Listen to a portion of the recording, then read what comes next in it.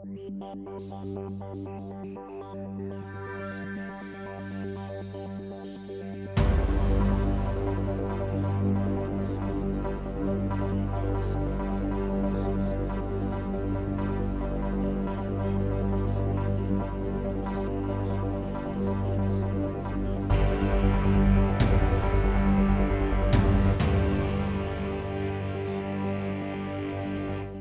I'm Pantazi. I was just forwarded an email by Dana from usadojo.com, I guess from one of my prior articles there. She had sent a question along from Brandon Broderick, who had met me out in Colorado, Boulder, Colorado, at a seminar over 10 years ago now. And he fired a question off at her, and she sent it to me, so I'm going to answer it here on YouTube. I will send it back to her if she wants to disperse it that way to you, but also just to answer your question. The question was, he was doing Shito-ryu, and he was talking about the Suparempi, not the Goju version, but the Shito-ryu version. And he was stating right at the end, there's a movement that came at the end of the kata, or near the end of the kata, that started with a movement similar to the Seiunchin kata, and then dropped down into an Ippon Ken, or Phoenix Eye Fist, or Trigger Finger, whatever you want to call this hand position. And he was wondering if it was a strike to the belly button. Now, he prefaced that by saying that he knew that there was a target down there, the Dantien he called it, or the Hara if you're a Japanese terminologist. And he was talking about the pressure points down there. And he was wondering, since he saw William Chung of Wing Chun Kung Fu, okay, doing a targeting and calling the navel a target. Well, to me, the navel is really hard to attack because everybody's body structure is different. Some navels are higher, some navels are lower. People have got a bigger belly. It's harder to find that navel, or maybe it's slanted down. You can't get in there from an upward direction, whatever the case may be. Yeah, it could be pretty painful if you got jabbed in there. Would it be life-threatening? I don't know. I've never worked on it as a target because there's too much abdominal structure behind it. Behind that, okay, you're going to go into the bowels, and they're not as weak as the organs, the vascular tissue, the neurological tissue. So again, for me, it's not a viable target. If you kick hard enough below the navel, the Myojogo, is a target down there, okay? The target down there from Mohan Soken's notes, I've done an expose, and I'll put a link in this video below so you can follow that link and see the anatomical structure below that.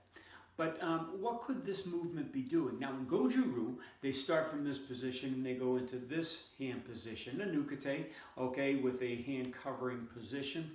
And in the Shito-ryu, they bring the hand under in a clenched fist position, and then you have the Ippon Ken, which is striking downward. Now what could those be?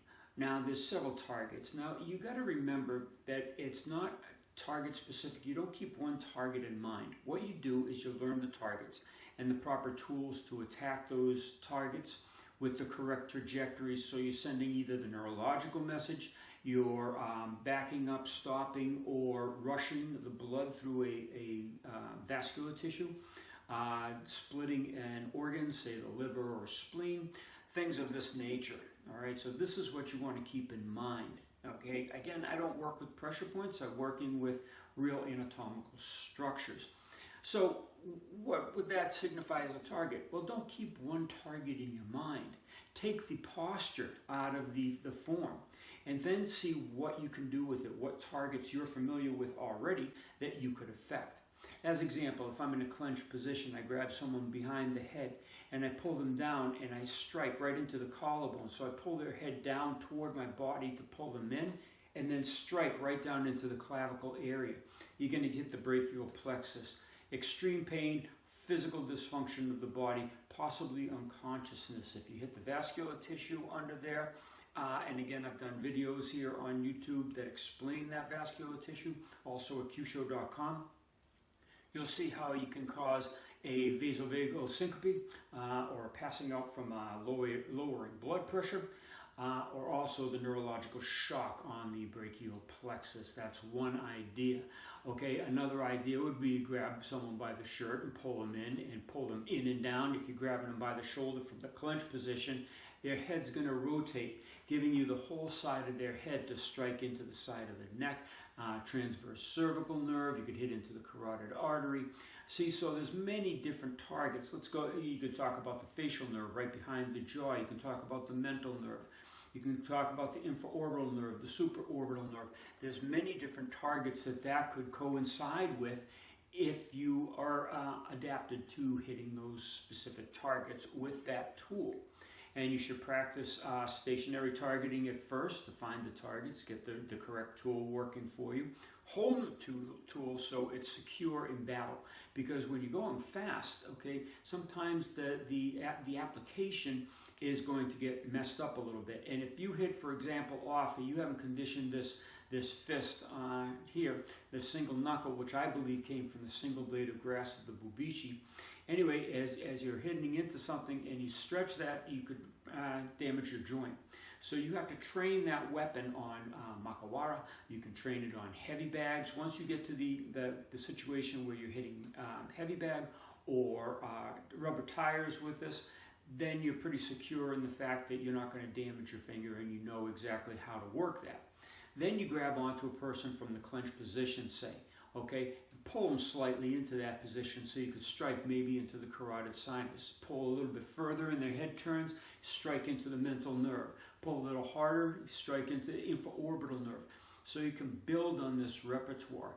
And then you put it into your light sparring where you close in for the clench, get the person and grab and pull them into that technique. Then you go into your grappling, or you're on the ground, you're grappling around, whether they're on top of you, whether they're on the bottom. You're going to pull them in, turning the head once again as you pull in towards your body for your strength and your security, because you're using pectorals, abdominals, latissimus muscles, side obliques, shoulder muscles. You're pulling everything down and in with that action. So you're getting a full body contraction to really pull them in, to extend the targets toward you so you can have a more vulnerable target when you strike. Now, here's something you want to consider also. This dermatome has forever been used by many Kyusho experts, and the reason is it's easy to get to. And what happens is it causes great effect because usually the head gets turned. Now, if you're turning the head, you can literally stretch out the nerves that are in here. You can stretch out vascular tissue, stretch out the muscles to get reflexive actions on the muscle spindle cells. There's no real limit to what you can accomplish with this. You can do it from any position. So again, don't think of just one target. Think of many. Think of the tool first.